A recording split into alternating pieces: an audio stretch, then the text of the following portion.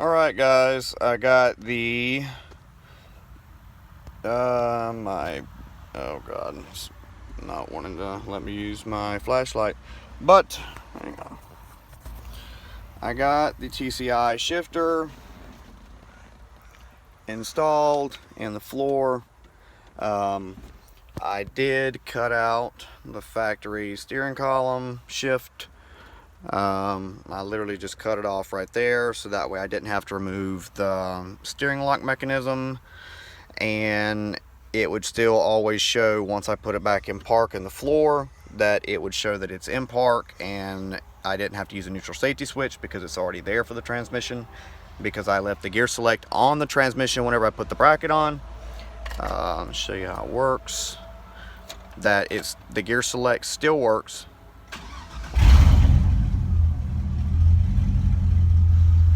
Alright, it works just like everything else. It's just in the floor. Of course, it's locked in park, so it has parking lock. Reverse.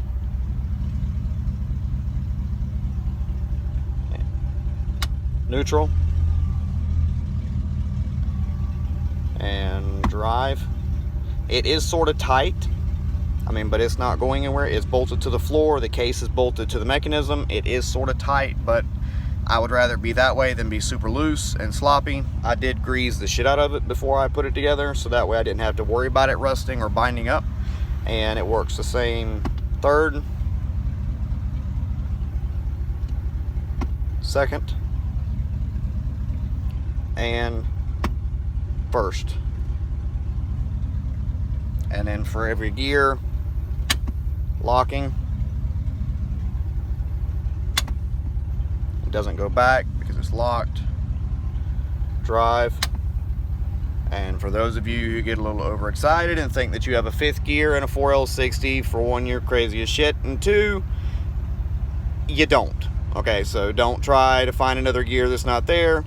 So even if you do get a little excited and try to find fifth gear that's not there, all you're going to do is throw it in neutral, and it is locked in neutral. So there's no way you can accidentally throw it in reverse. Trust me, I've seen it happen.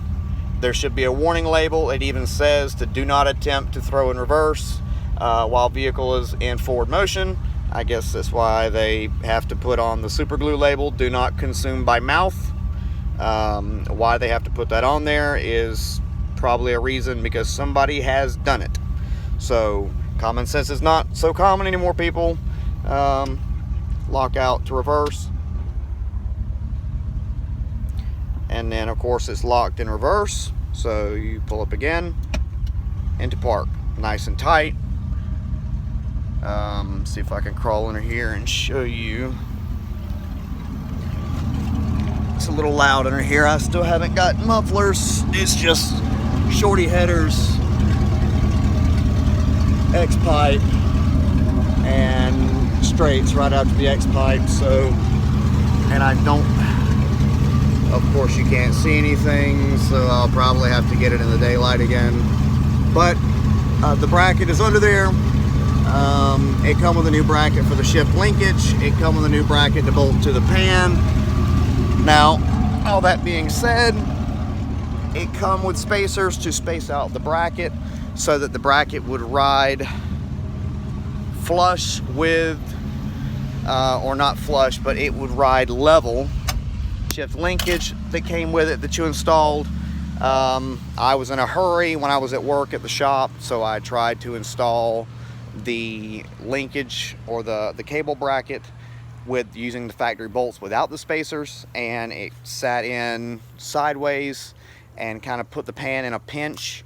I thought since it would have pressure on it that it wouldn't do anything, but I only lived 10 miles from where I work, and by the time I got home it was leaking like a bitch. I had hot fluid everywhere. It had slung fluid all the way from the pan to the differential on my rear bumper, and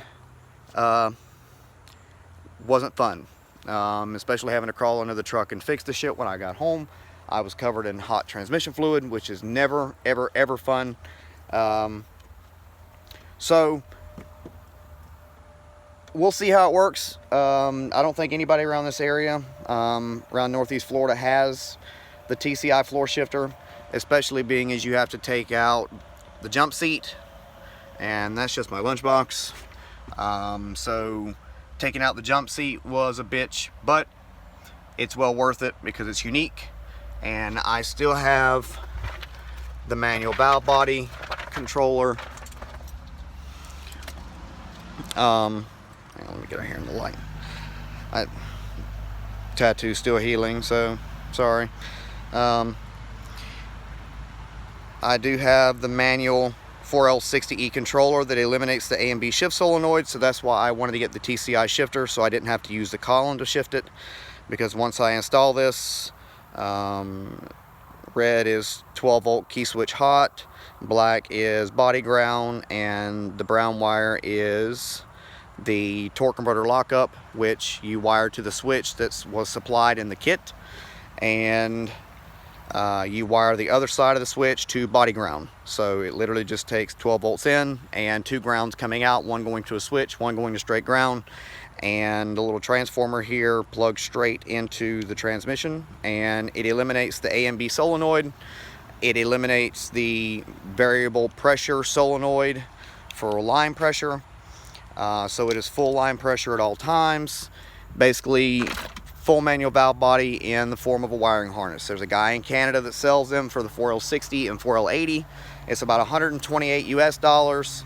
I live in Florida, just south of Jacksonville, so it took me about 3 days to get it from Canada. It came FedEx. I got it in 3 days. He guarantees his product. It comes with full instructions, wiring schematic. It is super simple. It should take me about 30 minutes to wire it up, and after that I will have a full manual valve body 4L60E with the TCI floor shifter, and no column shift. Yet again, it's gone. So it will be unique, one of a kind once I get done. We'll see how long the 4L60 lasts with full line pressure. It may last another 100,000 miles, or the way I drive it, it may last another 100 miles. I don't know. But if this always fails, I can always sell the setup and get rid of the transmission or rebuild it. But I can always get rid of the setup, put a 5-speed or a 6-speed in the truck. But you know, an automatics has tend to be a little faster on the track. Road race, which I don't know if I'm going to coilovers on this truck or not. I've already priced out the coilover kit and the brackets to convert this truck to 4 coilovers, and I don't know if it's going to be worth $1,200 to put coilovers on a single cab 2-wheel drive, but it may be, especially with adjustable dampeners and ride height. But yet again, we'll see. But so far everything's turned out all right. Getting the plastic to actually bolt to the mechanism, and I hate that I don't have a light on this, but it's really not that difficult to hook up. It's just more or less taking your time, not getting frustrated. I fought with it last night, just getting the actual mechanism and the hole drilled in the floor. You do not have to worry about drilling it right there in the floor once you remove the jump seat, because I was worried that the screws that I used were going to end up hitting the tail shaft or hitting the transmission housing, but it ended up being right above the drive shaft, so it's clear on that. But anyways, if anybody else wants to do it, if you have any questions, let me know. But I'll let you know if I have any issues, and we'll go from there.